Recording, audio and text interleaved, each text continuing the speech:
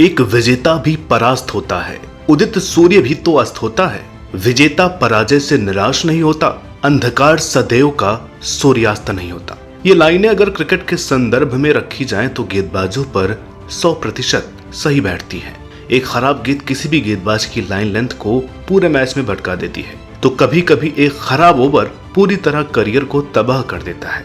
उसके बावजूद क्रिकेट की गोल्डन एरा में गेंदबाजों ने अपना एक छत्र राज स्थापित किया था। इसके बाद से क्रिकेट के छोटे फॉर्मेट्स बदले नियमों ने गेंदबाजों को असहाय महसूस कराने में कोई कसर नहीं छोड़ी है। 2010 के बाद मुख्यतः टेस्ट मैचों में ही ऐसे अवसर आए हैं जब गेंदबाज ने इतिहास रच देने वाले स्पेल डाले हों। लेकिन 90 के दशक में क्रिकेट सबसे संतुलित अवस्था में था, अर्थात सचिन, लारा और स्टीव वॉ जैसी बल्लेबाजी के मजबूत स्तंभ, तो वहीं वसीम, मैकग्राथ, मुरली जैसे गेंदबाज जो अकेले ही बल्लेबाजी की नींव हिला देने की काबिलियत रखते थे। ऐसे ही इन गेंदबाजों ने उस दौर में कई बेहतरीन स्पेल डाले जो इतिहास बन गए। नमस्कार दर्शकों, मेरा नाम है अनुराग सूर्यवंशी और आज की इस वीडियो में हम 90s के टॉप 5 टेस्ट बॉलिंग स्पेल्स की बात करेंगे, जिससे कि आपको भी पता लग सके कि वो दौर बड़े बड़े बल्लेबाजों के होने पर भी संतुलित कैसे था। 5वें नंबर पर आता है लॉन्स क्लूजनर का 1996 कोलकाता टेस्ट में 64 रन पर 8 विकेट। 25 साल के क्लूजनर का डेब्यू ही इसी मैच से हुआ, जहां वो पहली पारी में कुछ खास कमाल नहीं कर सके और महज 10 रन ही बना पाए और गेंदबाजी में उनको विकेट नहीं मिला। और तो और अजहरुद्दीन ने उनको लगातार 5 चौके जड़ दिए। हालांकि अफ्रीका ने पहली पारी में शानदार 428 रन बनाए थे, जिसके जवाब में भारत 329 रन ही बना सकी। उनमें भी 88 रन कुंबले ने बनाए थे। दूसरी पारी खेलने उतरी अफ्रीकी टीम ने अपनी पारी अच्छे स्कोर पर घोषित करते हुए भारत को असंभव सा 468 रनों का टारगेट दिया। भारत की मजबूत बैटिंग लाइनअप को देखकर हर कोई बता सकता था कि मैच ड्रॉ के लिए जाएगा, लेकिन पहला मैच खेल रहे और पहली पारी में 5.35 की इकोनॉमी से रन देने वाले क्लूजनर कुछ और ही सोच कर आए थे, जिसका अंदाजा उनकी 154 किलोमीटर प्रति घंटे की रफ्तार वाली गेंद से लगाया गया।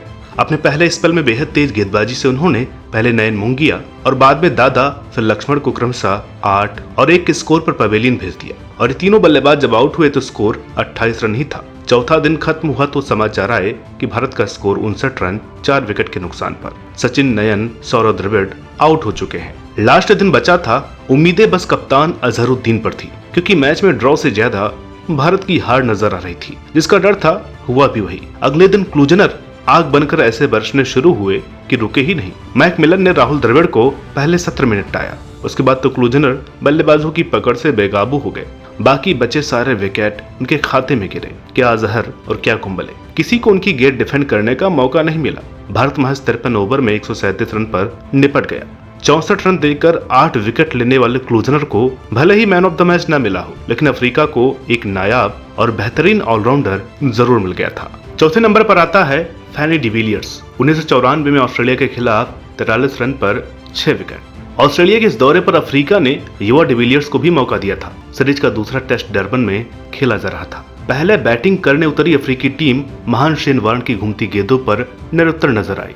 वार्न ने 7 विकेट लेकर अफ्रीका का महज 169 रनों पर पुलिंदा बांध दिया। अफ्रीका ने भी गेंदबाजी में बहुत जोरदार खेल दिखाए। व्हाइट लैटनिंग, एलन डोनाल्ड और महज दूसरा टेस्ट खेल रहे फैनी डिविलियर्स ने 4-4 विकेट लेकर कंगारुओं को 292 पर सिमटा दिया। फैनी की लहराती गेंदों के जादू का प्राइम पीक चौथी पारी में आना बाकी था। उसके बाद हुआ यूं कि प्रोटियाज बैट्समैन दूसरी पारी में महज 116 रनों की बढ़त ले सके और 1.5 दिन में ऑस्ट्रेलिया को केवल 117 रन बनाने थे, वो भी अपने होम ग्राउंड पर। David Boon, Taylor, Slater, border और मार्क वाह जैसे बल्लेबाज जब सामने हो तो 117 का टारगेट एकदम बौना साबित होता है। लेकिन डिविलियर्स इस बार कुछ और ही मन बना कर आए थे, क्योंकि उन्होंने 1 के स्कोर पर जिस शानदार तरीके से माइकल स्लेटर को बोल्ड किया, उससे उनका आत्मविश्वास साफ साफ झलक रहा था। वो या तो हारने या जीतने के लिए बॉलिंग कर रहे थे, एकदम फुल पैक्ड अटैकिंग बॉलिंग। चौथा दिन खत्म होता है, ऑस्ट्रेलिया 63 पर 4 विकेट खो चुका था। फिर इस गेम में उसका पलड़ा भारी था, क्योंकि अंतिम दिन उसे केवल 54 रन बनाने थे और कप्तान बॉर्डर और मार्क वाह क्रीज पर थे। अब शुरू होती है असल कहानी। दर्शक इस बात से अनभिज्ञ थे कि वो सब एक इतिहास के साक्षी बनने जा रहे हैं। 5वां दिन शुरू होता है।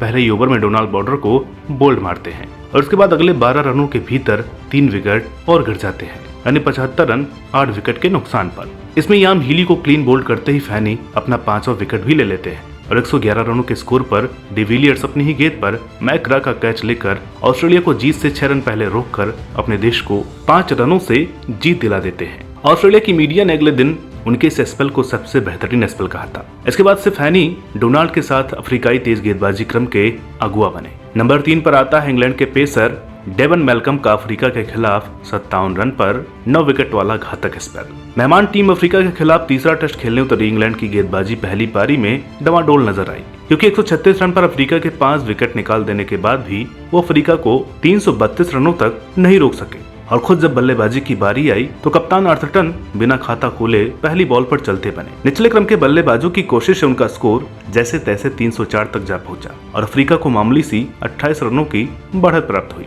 फैनी की एक तीखी बाउंसर मेलकम के हेलमेट पर जोर से लगी और वहीं से उनके अंदर मानो एक आग सी लग गई। लेकिन अब जो होने वाला था उसे खुद मेलकम भी अनजान थे। अफ्रीका 28 रनों की लीड लिए दूसरी पारी खेलने उतरा। मेलकम की पहली गेंद उनके इरादे बता रही थी। गैरी कर्स्टन को वो पहली गेंद उनके कान के बगल से फुसफुसाते हुए कीपर के चेहरे के सामने उड़ते हुए गई। तीसरी गेंद पर कर्स्टन बाउंसर से बचने के चक्कर में मेलकम का शिकार बने। टीम का खाता खुला ही था कि मेलकम की तेजी से पीटर कर्स्टन और हैंसी क्रोनिये भी आउट हो गए। क्रोनिये एक टेक्स्ट बुक इन स्विंगर पर क्लीन बोल्ड हुए थे। अफ्रीका की टीम अब मेलकम के ओवर से बचने का प्रयास करने लगी, क्योंकि पहले तो मेलकम बाउंसर डालकर खौफ पैदा करते और बैट्समैन के उबरने से पहले उसे स्विंग बॉलिंग में फंसाते थे। एक छोटी लेकिन नाकामयाब साझेदारी को मेलकम ने 73 रनों पर तोड़ दिया। अफ्रीकी टीम के लिए संभलना मुश्किल हो रहा था और ड्रेसिंग रूम में बैठे फैनी का इंतजार मेलकम बड़ी बेसब्री से कर रहे थे। स्कोर 143 पर 7 विकेट था। मेलकम के नाम 7 सफलताएं लिखी हुई थी। यहीं पर 10 विकेट लेने का उनका ख्वाब पूरा नहीं हो पाया, क्योंकि डेरल को डेरेन गफ ने 94 के स्कोर पर आउट कर दिया। बाकी के अगले दोनों विकेट मेलकम ने लिए। अफ्रीका 175 पर ऑल आउट हो चुका था। डेवन मेलकम 57 रनों पर 9 विकेट लेकर तब टेस्ट मैच में छठा सर्वश्रेष्ठ प्रदर्शन करने वाले गेंदबाज बने थे। अफ्रीका का मजबूत बल्लेबाजी क्रम मेलकम के आगे ध्वस्त हो गया। हालांकि फैनी डिविलियर्स नॉट आउट रहे, लेकिन टीम को अपमानजनक स्कोर से नहीं बचा सके। बल्लेबाजों के फ्लॉप शो का असर गेंदबाजी पर भी दिखा। डोनाल्ड की अगुवाई वाली अफ्रीकी बैटरी 205 रन भी डिफेंड नहीं कर सकी और इंग्लैंड 8 विकेटों से मैच जीत गया। दूसरे नंबर का स्पेल है मुरलीधरन का ओवल के मैदान पर इंग्लैंड के खिलाफ 65 रन देकर 9 विकेट। यह श्रीलंका का इंग्लैंड में एकमात्र टेस्ट मैच था। श्रीलंका ने इंग्लैंड को बल्लेबाजी के लिए आमंत्रित किया। इस स्कोर कार्ड को देखकर आप कहेंगे कि मुरलीधरन ने 7 विकेट चटकाए। 5 बल्लेबाज दहाई तक नहीं पहुंच सके, लेकिन तभी टीम 445 रन बना डालती है। इसमें 8 बल्लेबाजों में से सर्वाधिक योगदान 36 रनों का था। खैर, श्रीलंका बल्लेबाजी के लिए उतरी।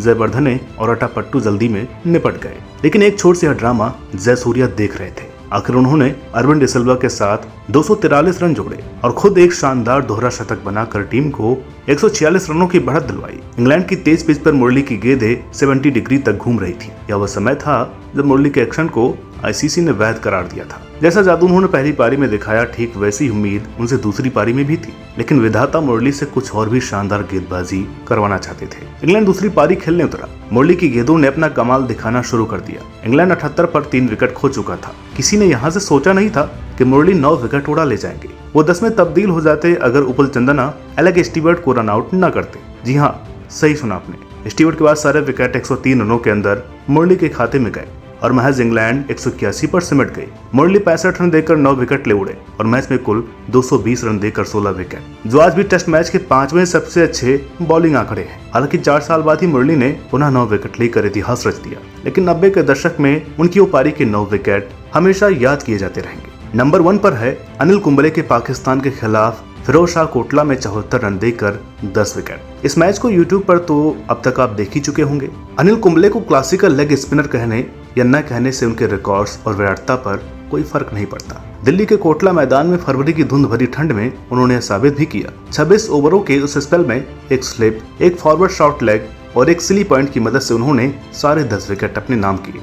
केवल सलीम मलिक और इंजमामुल हक बोल्ड हुए, बाकी या तो कैच आउट या एलबीडब्ल्यू। चेन्नई टेस्ट में शर्मनाक हार के बाद भारत को सीरीज में बने रहने के लिए यह मैच जीतना जरूरी था। टॉस जीतकर भारत का मजबूत बल्लेबाजी क्रम उतरा और सकलैन की घूमती गेंदों के आगे महज 252 रनों पर सिमट गया। हालत पाकिस्तान की भी खराब रही। कोई भी बैट्समैन हाफ सेंचुरी तक नहीं बना पाया। कुंबले के 4 और युवा हरभजन के 3 विकेटों ने पाकिस्तान को 172 रनों पर रोक दिया। सकलैन ने फिर से दूसरी पारी में 5 और मैच में कुल 10 विकेट लेकर भारत की दूसरी पारी 339 रनों पर तो रोक दी, लेकिन तब तक बहुत देर हो चुकी थी। पाकिस्तान को 420 रनों का टारगेट मिला। चौथी पारी में कोटला की पिच में गेंद हमेशा से टर्न लेती आ रही थी। अंतिम दिन था। पाकिस्तान के अनवर और शाहिद अफरीदी ओपनिंग करने उतरे। दर्शक और श्रोतागण शायद टीवी और रेडियो बंद कर चुके थे क्योंकि मैच ड्रॉ की तरफ जाता प्रतीत हो रहा था। 101 रनों की ओपनिंग साझेदारी ने इसे और भी पुख्ता कर दिया। कुंबले ने 101 के स्कोर पर पहले अफरीदी और फिर एजाज अहमद को वापस भेजा तो लोग फिर से रेडियो और टीवी ऑन करके बैठ गए और उन्हें भी नहीं पता था कि वो किस अद्भुत पल के साक्षी बनने जा रहे हैं। एजाज 0, इंजमाम 6, यूसुफ 0, मोइन 3 और फिर अनवर 69। ये 5 विकेट 27 रनों के अंदर गए थे। सकलैन पारी के और कुंबले के 9वें विकेट के रूप में आउट हुए। दर्शक उंगलियां क्रॉस करते हुए ऊपर वाले से दुआ मांग रहे थे कि कुंबले 10 विकेट ले लें। रेडियो के श्रोतागण शांत बैठकर 9वें विकेट के बाद हर गेंद पर ऐसे विचलित हो रहे थे जैसे विश्व कप फाइनल चल रहा हो। तभी एक ट्रेजेडी होते हुए बची। दरअसल जवागल जो कि लगातार वाइड गेंदें डाल रहे थे, तभी एक गेंद पर टॉप एज लगा और रेडियो कमेंट्री भी गेंद स्क्वायर लेग की तरफ हवा में जाती हुई और सदगोपन रमेश कैच लेने के लिए बॉल के नीचे आ रहे हैं। यह सुनते ही क्या कुंबले क्या दर्शक हर कोई नो चिल्लाने लगा, लेकिन सदगोपन ने कुछ नहीं सुना और उन्होंने जैसे ही कैच के लिए एफर्ट किया तो कैच उनसे थोड़ा सा आगे गिर गया। दर्शकों की मानो एक पल के लिए सांसें अटक गई थी। खैर वो लम्हा आ ही गया जब कुंबले ने वसीम अकरम को शॉर्ट लेग पर लक्ष्मण के हाथों कैच आउट करवाते हुए दूसरी पारी के अपने 10 विकेट पूरे किए और इतिहास रच दिया। ऐसा करने वाले वो दूसरे गेंदबाज बने। मैदान में हर खिलाड़ी, हर दर्शक, आंखों देखा विवरण सुनने वाला हर श्रोता उस ऐतिहासिक क्षण का हिस्सा बन गए। कमेंट बॉक्स में बताइए तब आप कहाँ थे। तो दोस्तों आशा करते हैं कि आपको ये वीडियो पसंद आई होगी। अपने 90s के दोस्तों के साथ ये वीडियो जरूर शेयर कीजिएगा और बताइए कि क्या आपको भी 90s की वनडे मैचों की एक ऐसी वीडियो चाहिए।